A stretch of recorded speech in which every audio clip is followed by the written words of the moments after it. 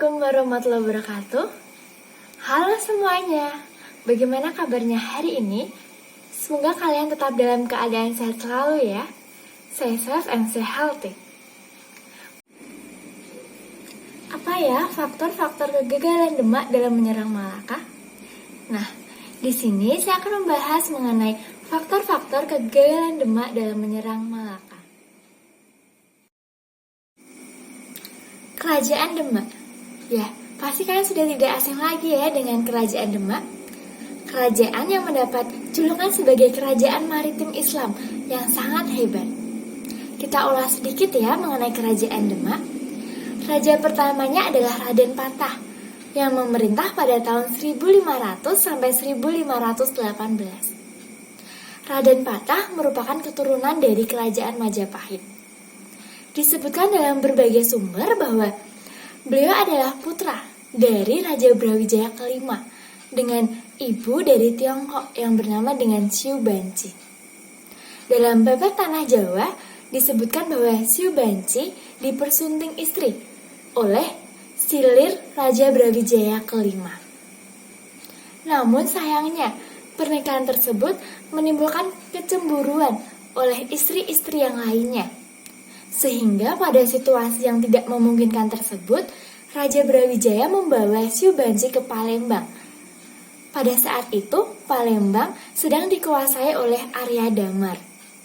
Siu Banci sedang hamil anak dari Raja Majapahit. Seiring dengan berjalannya waktu, Siu Banci melahirkan anak yang diberi nama dengan nama Jinbun, atau kita kenal dengan Raden Patah. Namun, Raden Patah tidak mau bertakhta di Palembang. Ia ingin pergi ke Jawa karena ingin mendapat pengakuan dari ayahnya.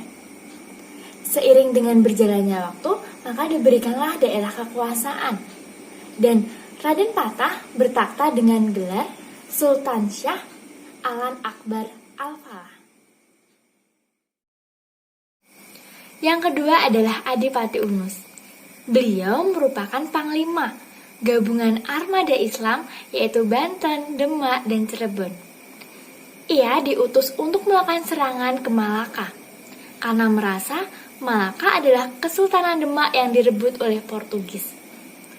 Portugis juga mengancam akan melakukan monopoli perdagangan. Bila kita lihat letak strategis dari Malaka untuk jalur sutra perdagangan sangatlah strategis. Cocok untuk mengembangkan kerajaan. Pasti kalian bertanya-tanya kan, kenapa Portugis bisa sampai ke Malaka? Nah, ini jawabannya.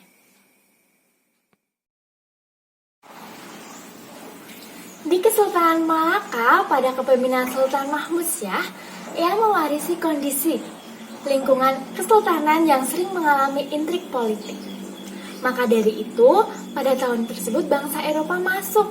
Salah satunya adalah Portugis. Pada tahun 1511, di bawah kepemimpinan Alfonso de Albuquerque, ia menyerbu Malaka dan mengalami kekacauan pada saat itu di Malaka. Kondisi tersebutlah yang semakin memperkeruh. Meskipun keadaan Malaka dengan pasukan yang cukup banyak dan persenjataan yang cukup kuat, namun tidak berhasil mempertahankan dari kedaulatan Malaka. Sehingga Sultan Mahmud Syah pada tahun 1518 memindahkan dan membangun kekuasaannya di Johor. Kembali pada masa kepemimpinan Adipati Unus dengan bantuan Banten, Demak, dan Cirebon, sekitar 12.000 pasukan dipersenjatai. Adipati Unus pun menyusun siasat dengan mencari informasi dari para pedagang Jawa yang ada di Malaka. Sehingga ia mengetahui bahwa di Malaka terdapat benteng Afamosa yang digunakan sebagai benteng pertahanan oleh para petinggi. Bila kita lihat benteng Afamosa dalam bahasa Portugis berarti terkenal. Arsitektur pun merupakan arsitektur Eropa tertua yang ada di Asia. Kemudian, Adipati Unus menyiapkan kapal dengan kayu Aceh. Di pesisir pulau utara Jawa, Kesultanan Demak membangun dan menyiapkan armada Setelah 2 tahun, Malaka jatuh di tangan Portugis. Armada tersebut di bawah kepemimpinan Adipati Unus dengan 500 kapal dan 30 kapal besar.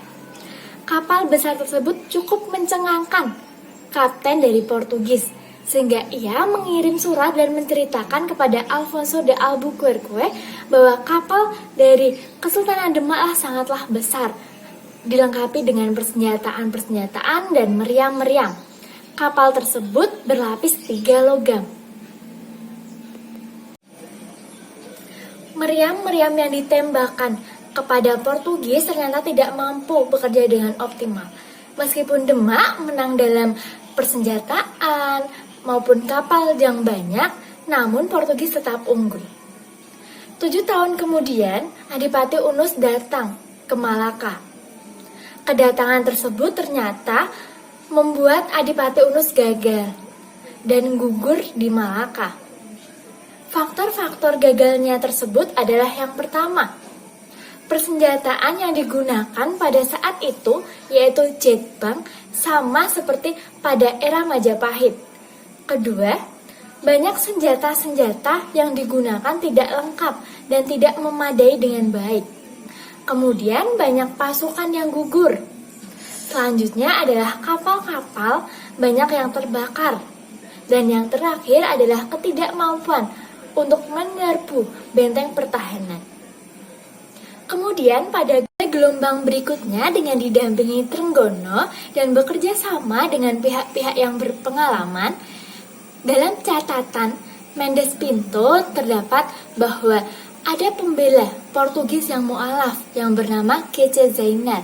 Ia mengabdikan diri kepada Demak dan mengabdi untuk membuat meriam. Sekarang meriam tersebut terletak di Banten. Meriam tersebut di bagian tubuh terdapat tulisan Arab yang berarti buah dari kebaikan adalah keselamatan iman. Di bagian belakang terdapat tulisan tidak ada pemuda kecuali Ali, tidak ada pedang kecuali Zulfikar, sabarlah atas huru hara ini, pantang mati sebelum ajal.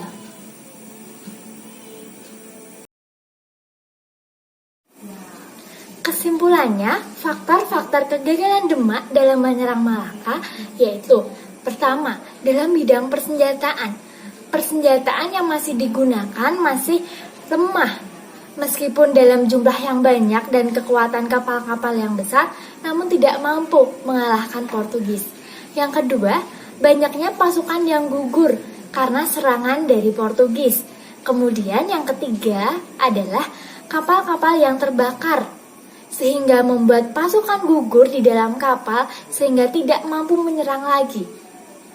Yang keempat adalah ketidakmampuan menyerbu benteng pertahanan.